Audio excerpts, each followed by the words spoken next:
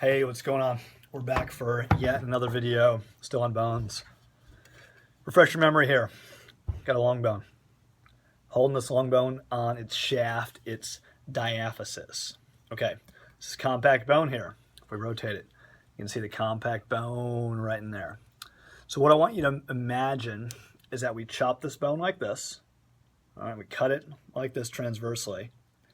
And then we zoomed in on a little bit of that compact bone. And that's what we have with this monstrosity right here. Okay, we're looking at a piece of compact bone from the diaphysis of a long bone. That's what this is here. All right, I want to show you a couple things to get started.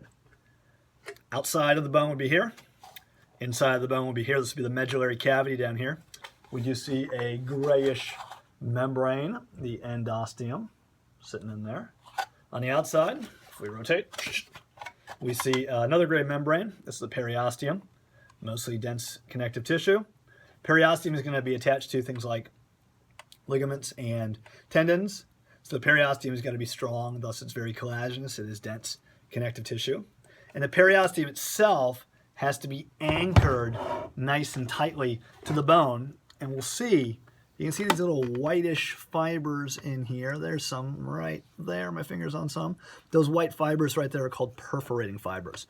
They're going to anchor the periosteum to the bone.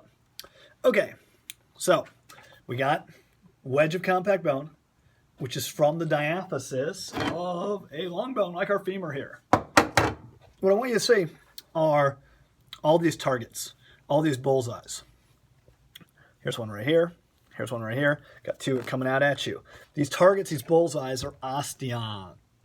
There's another video where I look at a single osteon.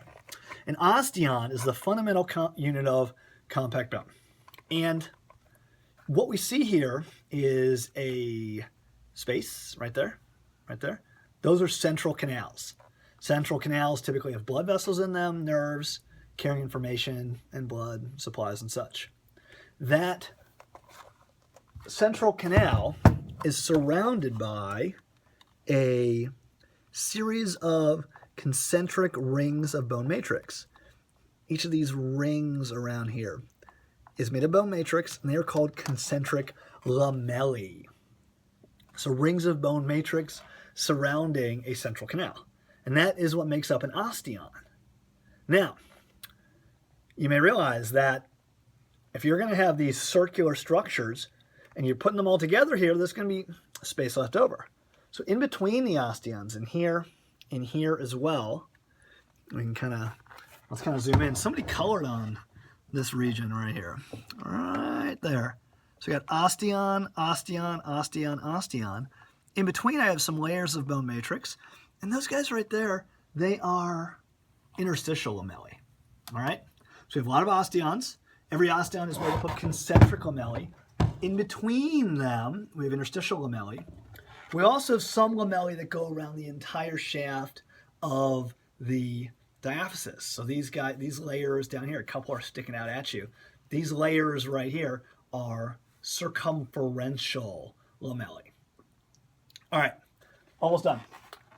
We've got our osteons.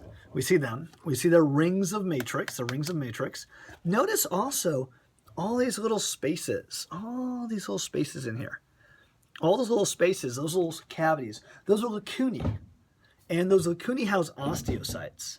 Osteocytes, of course, are bone cells. Osteocytes used to be osteoblasts, the bone makers. They make the bone matrix until eventually they're surrounded by that. Look on the side here. I think we can see some osteocytes depicted, the colorful cells that we see right in here. Okay, but as I'm sure you're wondering, this is problematic. This is a problem. This is a problem. And you've got these osteocytes in here, these living cells, but they're in these little spaces, these lacunae, and they're surrounded by bone matrix. Luckily, we have little channels that link lacunae to one another.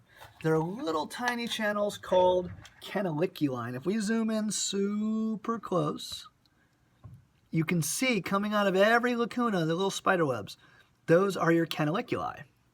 And the osteocytes, you can see it on this one too, they look like little spiders because they stick their arms and legs into these canaliculi, and these extensions of the osteocytes, these filopodia, they will touch one another and they have gap junctions to exchange whatever needs to be exchanged.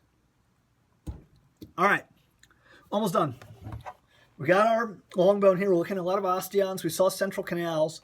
I also want you to notice from the side here, I still see my central canals. They're going vertically. So here's a central canal here, there's one here. But notice some other canals that are linking them transversely. These transverse canals, which have blood vessels in them here, are known as perforating canals. So central canals going up and down, perforating canals going across. We can see them in this side as well without blood vessels in them.